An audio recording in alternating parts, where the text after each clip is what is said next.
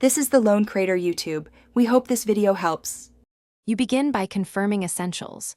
Your old iPhone is signed into iCloud with the Apple ID you'll use. Once done, power the new iPhone, choose language and region, and connect to a stable Wi-Fi network and charger so the restore won't pause. Make sure activation lock is disabled on the old device or you have the Apple ID password. This prevents interruptions. Now tap Restore from iCloud Backup when the setup screen appears, and sign in with your Apple ID to continue. You'll now choose which iCloud backup to use. Select the most recent one by checking the date and size, because that preserves recent data and app states.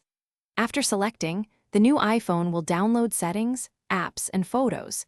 Keep it plugged in and on Wi-Fi so the process completes reliably.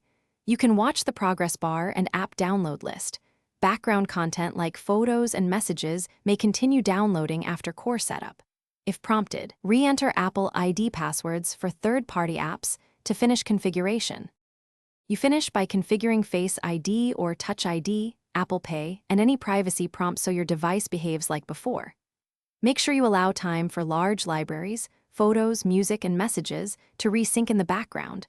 Performance may lag until finished. If an app or backup fails, try signing out and back into iCloud, restart the iPhone, or check Apple's system status. This often resolves authentication or server hiccups. If problems persist, consider restoring from the old device via. Thanks for watching. Consider subscribing if we helped you.